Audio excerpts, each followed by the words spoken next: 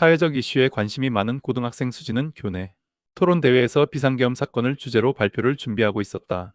혼자서는 이해하기 어려운 부분이 많아 고민하던 그녀 앞에 아인슈타인의 모습이 나타났다. 그의 도움을 받을 수 있다면 이 복잡한 문제를 조금 더 명확히 이해할 수 있을지도 몰랐다.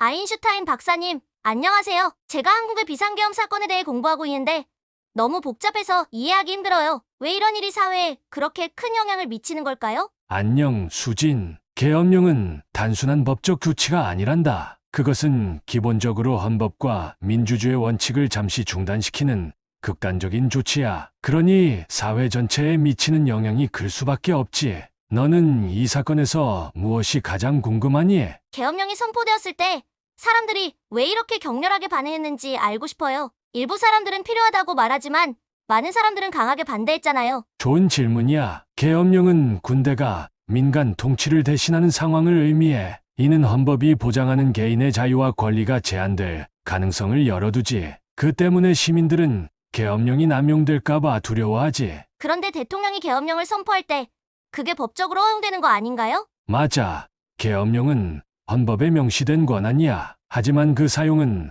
매우 제한적이고 명확한 조건이 필요해. 예를 들어 전쟁이나 국가 안보에 심각한 위협이 있을 때처럼 말이야. 하지만 만약 그런 이유 없이 정치적 이익을 위해 사용되었다면 이는 헌법 위반으로 간주될 수 있지. 그렇군요. 그렇다면 이런 일이 사회에 어떤 영향을 미쳤나요? 계엄령 선포는 정치적 불안을 증폭시키고 국민들 사이의 신뢰를 무너뜨릴 수 있어. 어떤 사람들은 정부를 지지하지만 다른 사람들은 그것을 독재로 받아들일 수도 있지.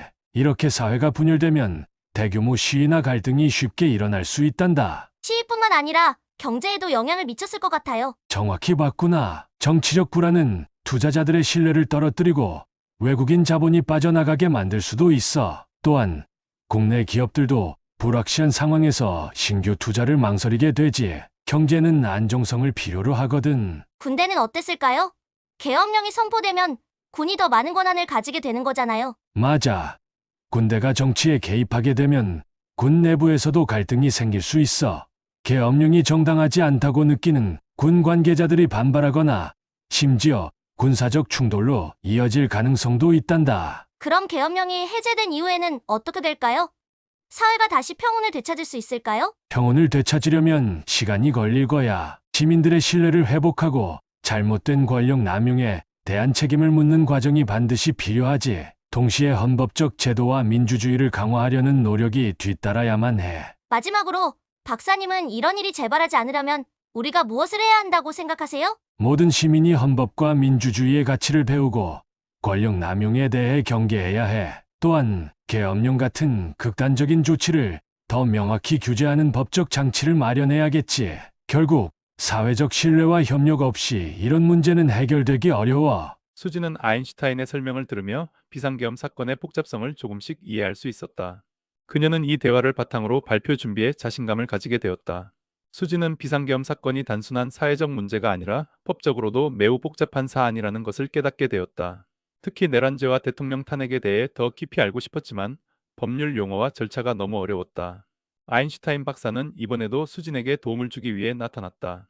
아인슈타인 박사님, 계엄령과 관련된 내란죄 이야기를 들었는데 솔직히 그 개념이 너무 어렵더라고요. 내란죄가 뭔지 간단히 설명해 주실 수 있나요? 물론이지, 수진. 내란죄란 국가의 헌법적 질서를 전복하거나 이를 강제로 변경하려는 시도를 의미해. 예를 들어 군사력을 동원해 정부 기관이나 국회를 무력화하려는 행동이 이에 해당되지. 그렇다면 비상계엄 선포가 내란죄와 어떻게 연결될 수 있죠? 핵심은 계엄령 선포의 의도와 결과야. 만약 대통령이 계엄령을 정당한 이유 없이 선포하고 이를 통해 국회나 사법부를 제압하려 했다면 이는 내란죄로 간주될 가능성이 있어. 의도를 어떻게 증명할 수 있을까요?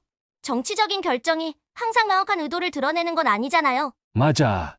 그래서 수사가 필요하지. 검찰이나 특검은 대통령의 발언, 명령체계, 군 동원의 움직임 등을 조사해서 의도를 파악해야 해. 이를 통해 헌법, 질서를 훼손하려는 의도가 있었는지 판단할 수 있지. 그런데 대통령이 내란죄로 기소되면 그 이후 절차는 어떻게 되나요? 대통령이 현직에 있을 때는 헌법상 탄핵 절차를 먼저 밟아야 해. 국회에서 탄핵 소추안이 가결되면 헌법재판소가 최종적으로 탄핵 여부를 판단하지. 만약 탄핵이 확정되면 그때 내란죄로 정식 기소될 가능성이 커. 헌법재판소는 어떤 기준으로 탄핵을 결정하나요? 헌법재판소는 대통령의 행동이 헌법과 법률을 얼마나 심각하게 위반했는지, 그리고 그로 인해 국가와 국민에게 미친 영향을 중점적으로 판단해. 단순한 실수나 경미한 위반은 탄핵 사유가 되지 않지만 계엄령처럼 헌법적 질서를 심각히 훼손했다면 탄핵 가능성이 높아지지. 만약 탄핵이 확정되면 사회는 어떤 영향을 받을까요? 단기적으로는 정치적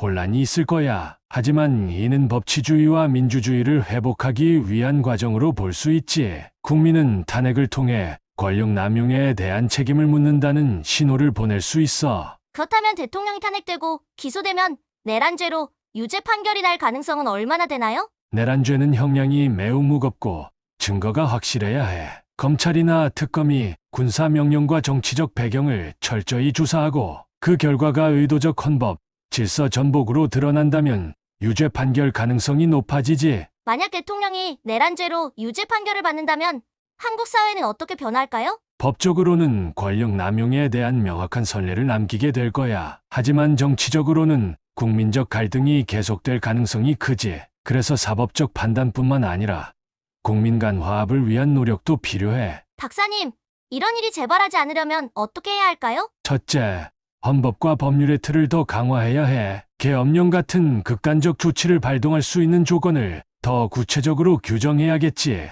둘째, 국민이 정치적 의사결정 과정에 더 적극적으로 참여하고 감시해야 해. 민주주의는 국민이 지킬 때 가장 강력하거든. 수지는 아인슈타인과의 대화를 통해 내란죄와 탄핵 절차가 단순한 법률 문제가 아니라 사회적 신뢰와 민주주의를 유지하기 위한 핵심 과정이라는 것을 이해할 수 있었다.